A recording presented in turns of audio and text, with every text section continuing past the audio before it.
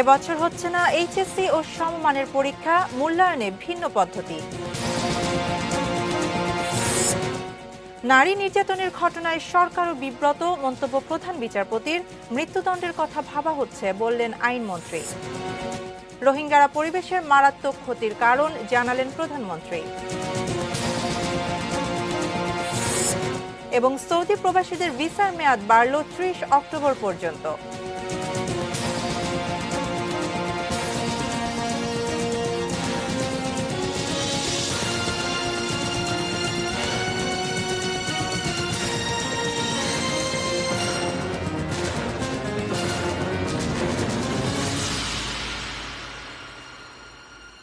দেখছেন ATN news. News আর 6 এর সাথে আছে আমি শাহানা জাহান। শুনছিলেন সংবাদ শিরোনাম। এবারে পুরো খবর। এবছর হচ্ছে না এইচএসসি ও সমমানের পরীক্ষা, তবে মূল্যায়ন হবে জিএসসি ও এসএসসির ফলাফলের ভিত্তিতে। ডিসেম্বরে দেয়া হবে এর ফলাফল। বুধবার অনলাইন সংবাদ সম্মেলনে এই তথ্য জানিয়েছেন শিক্ষামন্ত্রী ডাক্তার দীপু মনি। করোনা মহামারীর মধ্যে আটকে যাওয়া উচ্চ মাধ্যমিক ও সমমানের পরীক্ষা কোন পদ্ধতিতে হবে নাকি আদৌ হবে না, এ নিয়ে গত মার্চ মাস থেকেই উদ্বেগ উৎকণ্ঠায় ছিলেন প্রায় ১৪ লাখ শিক্ষার্থী। বুধবার শিক্ষামন্ত্রীর সংবাদ সম্মেলনে তাদের সেই অপেক্ষার অবসান হলো। আমাদের পরীক্ষার্থীদের এবং সংশ্লিষ্ট আরো সকলের জীবনের নিরাপত্তা অত্যন্ত গুরুত্বপূর্ণ। এ ধরনের পরিস্থিতিতে আমরা ২০২০ সালের এইচএসসি পরীক্ষা সরাসরি গ্রহণ না করে একটু ভিন্ন পদ্ধতিতে মূল্যায়নের আমরা সিদ্ধান্ত গ্রহণ করেছি। জেএসসি এবং এসএসসি পরীক্ষার তাদের ফলাফলের গড়ের ভিত্তিতে আমরা শিক্ষার্থীদের, আমাদের এই পরীক্ষার্থীদের এইচএসসির মূল্যায়নটি আমরা করব। মাধ্যমিক পাশের পর অনেকেই বিভাগ পরিবর্তন করেছেন, আবার অনেকেই আছেন যারা ১ বা ২ বিষয়ে পরীক্ষা দিবেন। অনিয়মিত পরীক্ষার্থীর সংখ্যাও প্রায় ৪ লাখ। তাই ফলাফল দেয়া খুব সহজ হবে না। সে কারণে গ্রহণযোগ্য মূল্যায়নের জন্য শিক্ষা মন্ত্রণালয় থেকে একটি টেকনিক্যাল কমিটি গঠন করা হয়েছে। পরীক্ষা না নিয়ে পরীক্ষার্থীদের মূল্যায়ন শিক্ষা বোর্ড সমূহের জন্য একেবারেই নতুন। আমাদের কাছে ২টি পাবলিক পরীক্ষার রেজাল্ট আছে। এর বাইরে যদি অন্য কোনো পরীক্ষার অন্য কোনো ধরনের মূল্যায়নে যেতে হয়, তাহলেই সেটি এই ১৩ লক্ষ পরীক্ষার্থীকে নিয়ে সেটিতে এই মুহূর্তে এই পরিস্থিতিতে যাওয়া সম্ভব। এসএসসি এবং জেএসসি কত % করে নেওয়া হবে, তো সেই ক্ষেত্রে সেটিও এই পরামর্শ কমিটি তারাই আমাদেরকে বলে দেবেন। শিক্ষামন্ত্রীর কাছে প্রশ্ন ছিল, মাধ্যমিকের চেয়ে উচ্চ মাধ্যমিকে ভালো ফল করে অনেকেই, সেক্ষেত্রে তাদের কি হবে, আর এমন পদ্ধতিই বা আন্তর্জাতিকভাবে কতটা গ্রহণযোগ্য হবে? কিভাবে মূল্যায়ন করা হলে ফলাফল দেশে এবং বিদেশে গ্রহণযোগ্যতা অর্জন করবে এবং শিক্ষার্থীদের পরবর্তী জীবনে এর কোনো বিরূপ প্রভাব পড়বে কিনা, এই বিষয়গুলো কিন্তু আমাদের কাছে অবশ্যই গুরুত্বপূর্ণ। আর আমরা আশা করছি যে আমরা এই সকল বিষয়কে বিবেচনায় নিয়ে আমরা এই বছরের ডিসেম্বরের মধ্যেই আমরা আমাদের চূড়ান্ত ফলাফল আমরা ঘোষণা করব ইনশাআল্লাহ। ফলাফল হাতে পেয়েই শিক্ষার্থীদের বিশ্ববিদ্যালয়ের ভর্তি যুদ্ধে নামতে হবে। তখন তাদের এই ফল কিভাবে মূল্যায়ন হবে, সে সিদ্ধান্ত পরে হবে বলে জানালেন শিক্ষামন্ত্রী। মহসিন কবির, এটিএন নিউজ, ঢাকা। এইচএসসি ও সমমানের পরীক্ষা নিয়ে সরকারের সিদ্ধান্তকে স্বাগত জানিয়েছেন শিক্ষার্থী ও শিক্ষকরা। তাদের মতে, করোনা ভাইরাসের কারণে এইচএসসি পরীক্ষাদের শিক্ষা জীবন নিয়ে যে অনিশ্চয়তা সৃষ্টি হয়েছিল তা কাটাতে এর বিকল্পও ছিল না।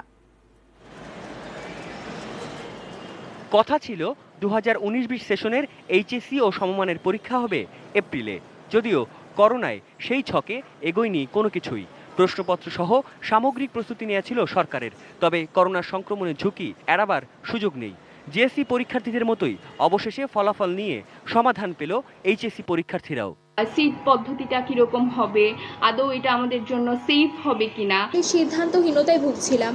আমরা আসলে এইচএসসির জন্য পড়বো নাকি অ্যাডমিশনের প্রিপারেশন নেওয়া শুরু করব, জব কিংবা বিভিন্ন ধরনের মতামত মানুষের, আমরা আসলে এইচএসসি পরীক্ষার্থীরা একটি মানসিক অশান্তির মধ্য দিয়ে কাটিয়েছি। আমি মনে করি এই নিশ্চয়তা পাওয়ার কারণে আমরা পরবর্তী ধাপগুলোতে নিজেদের প্রস্তুত করার একটা সুযোগ পাচ্ছি।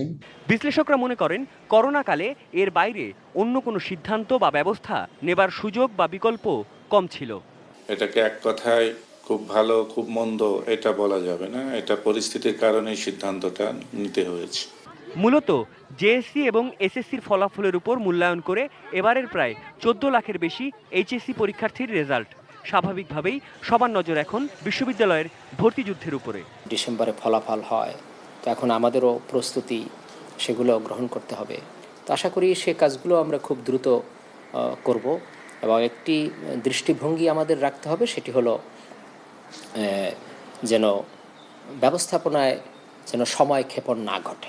প্রশ্ন আসা স্বাভাবিক এমন পদ্ধতির আন্তর্জাতিক গ্রহণযোগ্যতা নিয়ে, মানে দেশের শিক্ষার্থীরা এমন মূল্যায়ন ভিত্তিক ফলাফল নিয়ে বিদেশের বিশ্ববিদ্যালয়গুলোতে ভর্তি হতে পারবেন কিনা। আন্তর্জাতিক পর্যায়ে কোথাও আমাদের শিক্ষার্থীদের ভর্তি হওয়ার ক্ষেত্রে কোনো সমস্যা হবার কোনো কারণ নেই। তাদের তো একটা শীট দেওয়া হবে, তো তাদের তো রেজাল্ট তো দেওয়া হচ্ছে, আর উচ্চশিক্ষার ক্ষেত্রে অন্যান্য টেস্ট কিন্তু থাকে, সুতরাং সেই টেস্টের উপরেও সেটা নির্ভর করবে।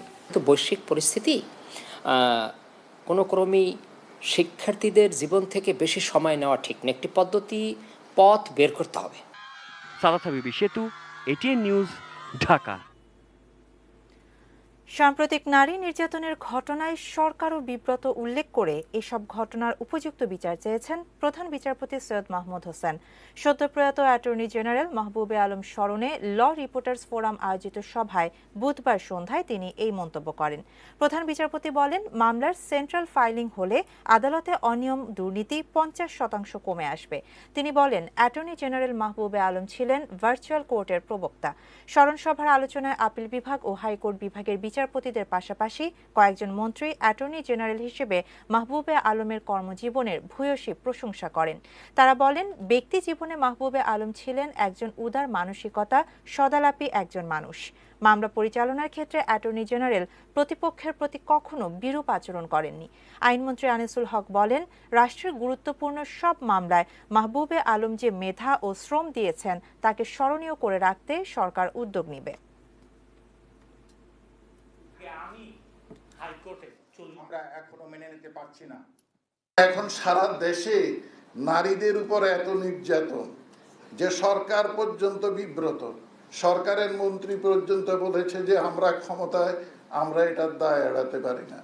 আমরা জুডিশিয়ারিতে আছি, আমরাও চাই উপযুক্ত বিচার হোক। বিশ্বের কয়েকটি দেশে ধর্ষণের সর্বোচ্চ সাজা মৃত্যুদণ্ড। আন্দোলনকারীদের দাবির মুখে বাংলাদেশেও বিষয়টি বিবেচনা করা হবে বলে জানিয়েছেন আইনমন্ত্রী আনিসুল হক।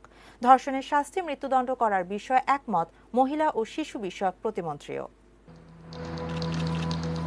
সৌদি আরব, সংযুক্ত আরব আমিরাত, মিশর, ইরান, আফগানিস্তান, উত্তর কোরিয়া সহ বিশ্বের কয়েকটি দেশে যে কোনো বয়সের নারী ধর্ষণের সর্বোচ্চ সাজা মৃত্যুদণ্ড। আমাদের পাশের দেশ ভারতে ধর্ষণের সর্বোচ্চ শাস্তি মৃত্যুদণ্ড রয়েছে, শুধুমাত্র 12 বছরের কম বয়সী শিশু ধর্ষণের ক্ষেত্রে। 2000 সালে নারী ও শিশু নির্যাতন দমন আইন অনুযায়ী বাংলাদেশে ধর্ষণের সর্বোচ্চ সাজা যাবজ্জীবন কারাদণ্ড। তবে নারী ও শিশু যদি গ্যাংরেপের শিকার হন, সেক্ষেত্রে মৃত্যুদণ্ডের বিধান রয়েছে। এছাড়াও 16 বছরের কম বয়সের যে কোনো নারীর সম্মতি নিয়েও যৌনসঙ্গম ধর্ষণ বলে বিবেচনা করা হয়েছে এই আইনে। দেশজুড়ে সাম্প্রতিক ধর্ষণ বিরোধী আন্দোলনে বাংলাদেশেও যে কোনো বয়সী নারী ধর্ষণের সর্বোচ্চ সাজা মৃত্যুদণ্ড করার দাবি তুলেছেন আন্দোলনকারীরা। এই প্রসঙ্গেই টেলিফোনে এটিএন নিউজকে দেয়া সাক্ষাৎকারে আইনমন্ত্রী জানিয়েছেন, বিষয়টি তারা বিবেচনা করবেন। যে জনগণ যখন দাবি তুলেছে, এই দাবির পরিপ্রেক্ষিতে আমরা এটা বিবেচনা করব যে শাস্তি বাড়ানো যায় কিনা, এর ভালো মন্দ দিক আমরা দেখে তারপরে এই ব্যাপারে সিদ্ধান্ত। এদিকে আন্দোলনকারীদের এই দাবির সঙ্গে একমত মহিলা ও শিশু বিষয়ক প্রতিমন্ত্রী। আমি তো মনে করি যে ধর্ষণকারী যদি প্রমাণিত হয় তাইলে অবশ্যই তার ফাঁসি হওয়া উচিত। তবে আন্দোলনকারীরা সরকারের পদত্যাগ দাবি করায় ধর্ষণ বিরোধী আন্দোলনের মূল মোটিভ নিয়েও সন্দিহান মন্ত্রী পরিষদের অনেক সদস্য। তারা বলছেন, শান্তিপূর্ণ ও যৌক্তিক যে কোনো আন্দোলনকেই বর্তমান সরকার স্বাগত জানিয়ে আসছে। আমি তাদের সাথে একাত্মতা ঘোষণা করি, কিন্তু এই আন্দোলনের পিছনে যাতে অন্য কোনো উদ্দেশ্য না থাকে। Arafat Siddiqui, ATN news, Dhaka. Myanmar থেকে আসা 11 লাখ রোহিঙ্গা এদেশের সামাজিক ও প্রাকৃতিক পরিবেশের মারাত্মক ক্ষতির কারণ। ক্লাইমেট ভালনারেবল ফোরামের সামিটে এই মন্তব্য করেছেন প্রধানমন্ত্রী শেখ হাসিনা। এ সময় জলবায়ু ক্ষতি মোকাবেলায় উন্নয়নশীল দেশগুলোর জন্য বছরে $100 বিলিয়ন বরাদ্দ রাখার প্রস্তাব দেন তিনি। The 1.1 million Rohingya refugees from Myanmar given shelter at Cox's Bazar are also causing serious social and environmental damages. We should also ensure that at least $100 billion a year are available to developing countries for mitigation, adaptation, and disaster response and recovery. In the end, I would like to say. এর আগে বুধবার সকালে জাতির জনক বঙ্গবন্ধু শেখ মুজিবুর রহমানের অসমাপ্ত আত্মজীবনী বইটির ব্রেল সংস্করণ উদ্বোধন করে প্রধানমন্ত্রী বলেন, বঙ্গবন্ধুর আত্মজীবনী প্রকাশের পর কিছুটা হলেও ইতিহাস বিকৃতির হাত থেকে রক্ষা পেয়েছে জাতি। রেজন ফায়েজের রিপোর্ট। দৃষ্টি প্রতিবন্ধীরাও যেন জাতির জনক সম্পর্কে জানতে পারে, এজন্য সমাজ কল্যাণ মন্ত্রণালয় সম্প্রতি বঙ্গবন্ধু শেখ মুজিবুর রহমানের অসমাপ্ত আত্মজীবনী বইটির ব্রেইল সংস্করণ প্রকাশ করেছে। বইটি কিন্তু ইতিমধ্যে প্রায় দৃষ্টি প্রতিবন্ধীদের জন্য বিশেষভাবে তৈরি এই ব্রেইল সংস্করণ বুধবার সকালে গণভবন থেকে ভিডিও কনফারেন্সে উদ্বোধন করেন প্রধানমন্ত্রী শেখ হাসিনা।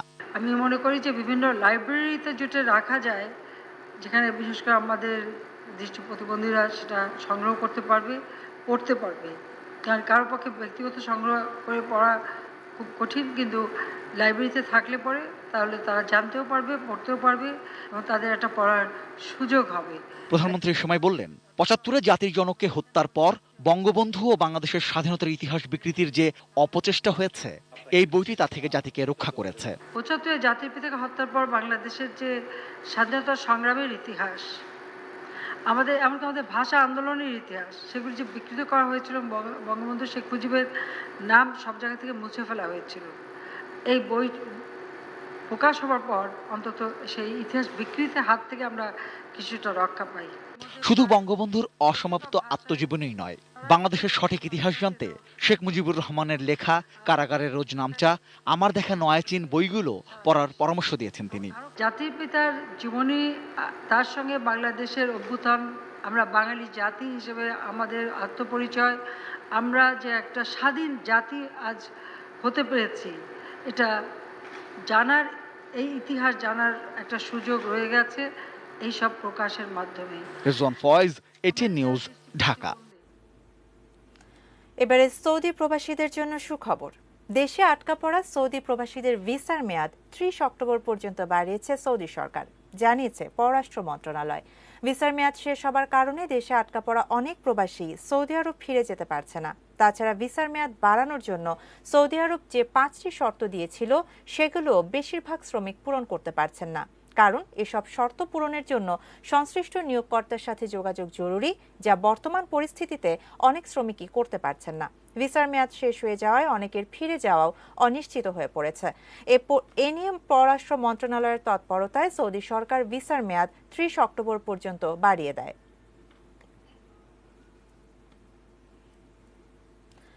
করোনা পরিস্থিতি। কোভিড-19 রোগে আক্রান্ত হয়ে একদিনে আরও ৩৫ জনের মৃত্যু হয়েছে। আর নতুন রোগী শনাক্ত হয়েছে ১,৫২০ জন। বুধবার বিকালে বিজ্ঞপ্তি পাঠিয়ে স্বাস্থ্য অধিদপ্তরের পক্ষ থেকে দেশে করোনা ভাইরাস পরিস্থিতির এই সবশেষ তথ্য জানানো হয়। এতে বলা হয়, নতুন শনাক্তদের নিয়ে দেশে মোট আক্রান্তের সংখ্যা দাঁড়ালো ৩,৭৩,১৫১, আর মোট মৃতের সংখ্যা ৫,৪৪০। স্বাস্থ্য অধিদপ্তরের হিসাবে বাসায় থেকে ও হাসপাতালে চিকিৎসা নিয়ে আরও ১,৭৯৮ জন রোগী সুস্থ হয়ে উঠেছেন। তাতে সুস্থ রোগীর মোট সংখ্যা বেড়ে হয়েছে ২,৮৬,৬৩১।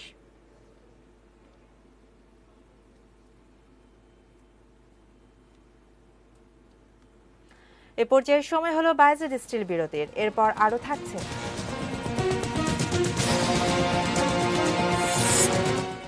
করোনা পরবর্তী অর্থনীতি পুনরুদ্ধারে বাংলাদেশ সফল মনে করে দক্ষিণ কোরিয়া।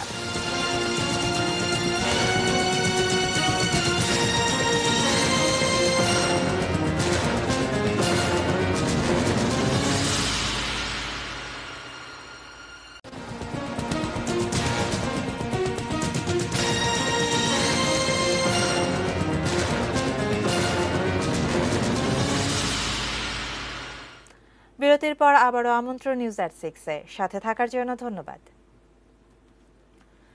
একটি মাত্র সড়কে বদলে গেছে কিশোরগঞ্জের হাওরের দৃশ্যপট। যুক্ত হয়েছে ইটনা, মিঠামইন ও অষ্টগ্রাম উপজেলা। আর্থসামাজিক উন্নয়ন, পর্যটন সম্ভাবনার পাশাপাশি পুরো হাওর অঞ্চল সড়ক পথে যুক্ত হয়েছে সারা দেশের সাথে।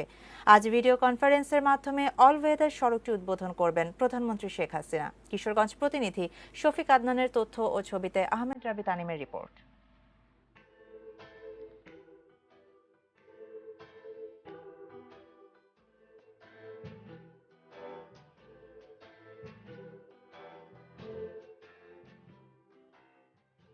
হাওরের বুকে দিগন্তে হারিয়ে যাওয়া পিচ ঢালা এক পথ, দ্বীপের মতো ভেসে থাকা গ্রাম, হিজল বন, তার পাশ দিয়ে এঁকে বেঁকে চলা দৃষ্টিনন্দন সড়ক, যেটি পাল্টে দিয়েছে ইটনা, মিঠামইন ও অষ্টগ্রাম, এই 3 উপজেলার মানুষের দৈনন্দিন জীবন ও অর্থনীতি।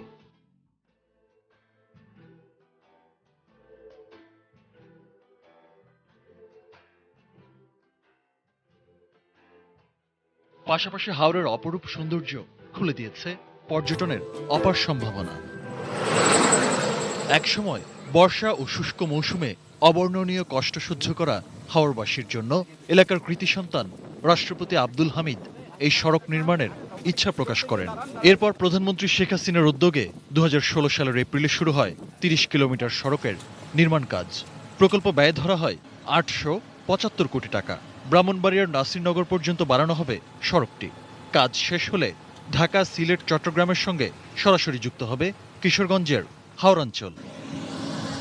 দীর্ঘদিনের স্বপ্ন পূরণ হওয়ায় উচ্ছ্বসিত হাওরবাসী। প্রধানমন্ত্রীর প্রতি কৃতজ্ঞতা জানালেন স্থানীয় এমপি। আমরা কখনো কল্পনাই করতে পারি নাই হাওরে এত মানুষ এই রাস্তাটা দেখার জন্য আসবে, কারণ রাস্তার 2 ধারে পানি এবং মনে হবে যে সমুদ্রের মাঝখান দিয়ে একটা রেগ চলে গেছে, মানে একটা অপূর্ব দৃশ্য। সব আবহাওয়ায় উপযোগী সড়কটির হাত ধরে বেড়েছে স্থানীয়দের কর্মসংস্থান, উন্মুক্ত হয়েছে পর্যটনের বিশাল সম্ভাবনা। একে বিশ্বের অন্যতম সেরা পর্যটন কেন্দ্র তৈরিতে আরও সুযোগ সুবিধা বাড়ানোর দাবি পর্যটকদের। হাওরের মানুষের মধ্যে কানেক্টিভিটি এবং হাওরের সাথে অন্যান্য বাংলাদেশের অন্যান্য এরিয়ার যে কানেক্টিভিটি, এটা একটু চমৎকার সংযোগ সাধন হয়েছে। এর সাথে যদি ফ্লাইওভারগুলো সংযুক্ত হয় তাহলে বিভিন্ন পর্যটকগুলো খুব সহজে এই 3টা উপজেলাকে ভিজিট করতে পারবে। বৃহস্পতিবার ভিডিও কনফারেন্সের মাধ্যমে হাওরের বিস্ময় হিসেবে পরিচিত সড়কটির উদ্বোধন করবেন প্রধানমন্ত্রী শেখ হাসিনা। আহমেদ রাবি Tanim, ATN news, Dhaka. Corona পরবর্তী অর্থনৈতিক কর্মকাণ্ডে দ্রুত গতির সঞ্চারে বাংলাদেশ সাফল্যের পরিচয় দিয়েছে বলে মনে করেন কোরীয় বিনিয়োগকারীরা। তাই বাংলাদেশ বিদ্যুৎ, জ্বালানি ও তথ্য প্রযুক্তি সহ বিভিন্ন খাতে নতুন বিনিয়োগে আগ্রহী দক্ষিণ কোরিয়ার সরকার ও ব্যবসায়ীরা। বুধবার ATN নিউজ ও ATN বাংলার চেয়ারম্যান ডক্টর মাহফুজুর রহমানের সঙ্গে সৌজন্য সাক্ষাতে এসব কথা বলেন কোরিয়া ট্রেড ইনভেস্টমেন্ট প্রমোশন এজেন্সির বাংলাদেশ শাখার মহাপরিচালক কিম উন জং। মফিদুল তপুর রিপোর্ট। বিশ্বের কোন কোন দেশে কোন খাতে বিনিয়োগে সর্বোচ্চ লাভবান হওয়া যায়, দক্ষিণ কোরিয়ায় সেই হিসাবটি দেখার দায়িত্ব বাণিজ্য সংস্থা Korea trade investment promotion agency কোট্রার। বাংলাদেশে একাধিক ইপিজেডে বিনিয়োগ রয়েছে দক্ষিণ কোরীয় ব্যবসায়ীদের। বিনিয়োগের সফলতায় আরও সম্ভাবনা দেখছে কোট্রা। সেই মিশনের অংশ হিসেবে বুধবার বিশিষ্ট শিল্পোদ্যোক্তা ATN নিউজ ও ATN বাংলার চেয়ারম্যান ডক্টর মাহফুজুর রহমানের সঙ্গে সৌজন্য সাক্ষাৎ করেন কোট্রা বাংলাদেশের মহাপরিচালক। এ সময় কোট্রা মহাপরিচালককে ATN নিউজ ও ATN বাংলার কার্যক্রম সম্পর্কে অবহিত করেন ডক্টর মাহফুজুর রহমান। পরে তারা ATN বাংলার অফিস ঘুরে দেখেন। পরিদর্শন শেষে কোট্রা ডিজি বলেন, বাংলাদেশ চতুর্থ শিল্প বিপ্লবের যুগে প্রবেশ করছে এবং দক্ষিণ কোরিয়ার সরকার ও ব্যবসায়ীরা বাংলাদেশে বিনিয়োগ করার জন্য খুবই আন্তরিক ও আগ্রহী। The fourth industrial revolution you are preparing. So Korean investors, Korean companies also, we are willing to work with the Bangladesh partners for the future of Bangladesh. So I hope Korean company and Korean government also, we are willing to cooperate with the Bangladesh partners as well as ATN TV channels. এ সময় doctor Mahfuzur Rahman বলেন, বর্তমান সরকার বিনিয়োগ বান্ধব যেসব উদ্যোগ নিয়েছে তাতে করে বিদেশি বিনিয়োগকারীরা উৎসাহিত হচ্ছেন। যারা প্রাইভেট ইনভেস্টর তারা বাংলাদেশে আসুক। আমাদের বাংলাদেশের অনেক স্কোপ আছে। বাংলাদেশ সরকার এখন অনেক ফ্যাসিলিটি দিচ্ছে বিদেশি ইনভেস্টরকে। আমরা দু দেশের বিজনেসম্যান বা অন্যান্য সেক্টরের যারা আছে ইন্টারেস্টেড বাংলাদেশে ইনভেস্ট করতে বা বাংলাদেশ থেকে যে দেশে ব্যবসা করার জন্য যেসব যারা আগ্রহী, আমরা দুই দেশের মধ্যে একটা ফ্রেন্ডশিপ গড়ে তুলতে পারবো দুই দেশি বিজনেসম্যানদের মধ্যে। দুদেশের মানুষের মধ্যে পারস্পরিক সংস্কৃতি বিনিময়ের সম্পর্ক গড়ে তুলতে এটিএন নিউজ ও এটিএন বাংলার সঙ্গে ভবিষ্যতেও কোটরা নিরবিচ্ছিন্ন সম্পর্ক রাখবে বলে জানান সংস্থাটির DG Kim Won Jong. Mofidul Topu, ATN news, Dhaka. এবারে সোশ্যাল ইসলামী ব্যাংক লিমিটেড বাণিজ্য সংবাদ।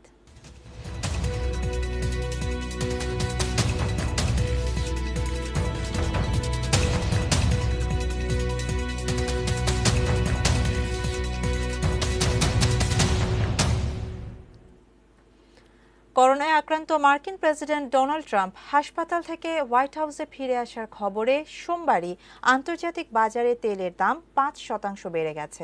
যুক্তরাষ্ট্র ভিত্তিক ওয়েস্ট টেক্সাস ইন্টারমিডিয়েট অপরিশোধিত তেলের দাম 0.৬% বেড়ে ব্যারেল প্রতি হয়েছে $৩৯.৪৬। আন্তর্জাতিক মানদণ্ড ব্রেন্ট ক্রুডের দাম 0.৫% বেড়ে $41.৫ হয়েছে। তবে কেবল ট্রাম্পের কারণে নয়, নরওয়েতে তেল শ্রমিকদের ধর্মঘটে ৬টি অফশোর তেল ও গ্যাস ক্ষেত্র বন্ধ থাকার প্রভাবও পড়েছে তেলের দামে। এছাড়া যুক্তরাষ্ট্রের মেক্সিকো উপসাগরে ঝড়ের আশঙ্কায় তেল ক্ষেত্রগুলো সাময়িক খালি করার কারণেও দাম বেড়েছে।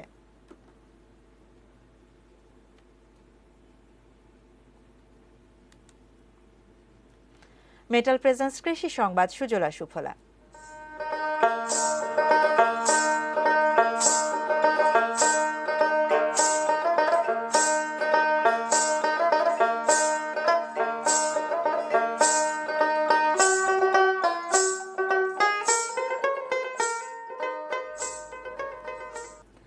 রাঙামাটি পার্বত্য জেলায় জুমের সোনালী পাকা ধানে ছেয়ে গেছে পাহাড়। শুরু হয়েছে আউশের জুম ধান কাটা। এবার গত মৌসুমের তুলনায় জুম চাষ বেশি হয়েছে, ধানের ফলনও হয়েছে ভালো। জুম চাষিদের চোখে মুখে এখন আনন্দ। রাঙামাটি থেকে পুলক চক্রবর্তীর পাঠানো তথ্য ছবিতে ডেস্ক রিপোর্ট।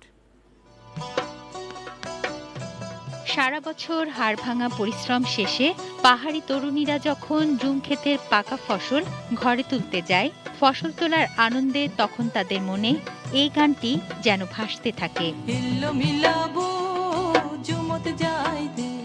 গানের অর্থ হলো, পাহাড়ি মেয়েটি জুমে যায় রে, যেতে যেতে পথে পথে পেছন ফিরে চায়, পাকা শস্য দেখে তার বুকটা জুড়ায়। জুমে বীজ বপনের 5 মাস পরিচর্যা ও রক্ষণাবেক্ষণের পর ফসল দেখে হাসি ফুটে ওঠে জুম চাষিদের মুখে। পাহাড়ি পাড়াগুলোতে এখন ফসল তোলার কর্মব্যস্ততা। নতুন ধানের গন্ধে পাহাড়ি জনপদগুলোতে তৈরি হয়েছে উৎসবের পরিবেশ। জুম চাষিরা জানান, অন্যান্য বছরের তুলনায় চলতি বছর ফসল ভালো হয়েছে। জুমে ধানের পাশাপাশি মিষ্টি কুমড়া, তিল, আদা, হলুদ, ভুট্টা, মারফা, কাকন, মরিচ, তুলা সহ নানা প্রকার শাকসবজির চাষ করা হয়েছে। আমি জুম চাই ঘুরি পরিবার চলে দেয়া কৃষি বাজারে সহযোগিতা করে, আমাকে শান্তি বাজারে সহযোগিতা করে আমি আবার আগামীতে আমি উজ্জ্বল হবে যাব। জেলা কৃষি সম্প্রসারণ অধিদপ্তরের কর্মকর্তারা জানান, এবছর রাঙামাটি জেলায় জুম চাষের লক্ষ্যমাত্রা ধরা হয়েছিল ৬,৫১০ হেক্টর জমিতে। লক্ষ্যমাত্রা ছাড়িয়ে সেখানে চাষ হয়েছে ৬,৫৪০ হেক্টর। প্রধানমন্ত্রীর যে টার্গেট ছিল আমাদের যে 1 ইঞ্চিও খালি রাখা যাবে না, সেই প্রেক্ষিতে কিন্তু আমরা প্রথম থেকেই জুম চাষিদের আমরা যাদের যেন কোনো জমি খালি না থাকে এই প্রেক্ষাপটটা বর্ণনা করছি। সেই প্রেক্ষিতে আমাদের কৃষক ভাইরা আমাদের ডাকে সাড়া দিয়েছেন। প্রাকৃতিক আবহাওয়া এবং পরিবেশ এটা পুরোটাই কিন্তু জুমের অনুকূলে ছিল। তুনাজিনা তুনু, ডেস্ক রিপোর্ট, এটিএন নিউজ। শেষ করছি নিউজ এট 6, তবে তার আগে শিরোনামগুলো জানিয়ে দিচ্ছি আরো একবার।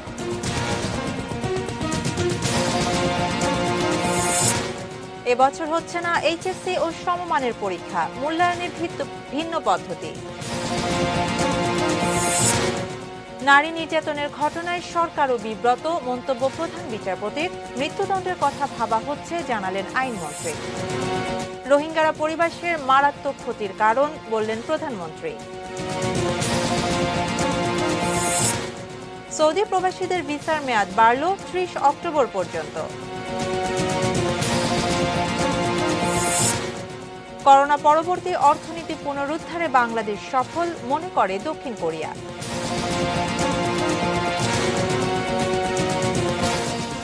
এই ছিল নিউজ এট 6। সঙ্গে থাকুন, দেখতে থাকুন ATN নিউজ। ATN নিউজের ব্রেকিং নিউজ মোবাইলে পেতে টাইপ করুন START/AN এবং পাঠিয়ে দিন 5959 নম্বরে। ধন্যবাদ।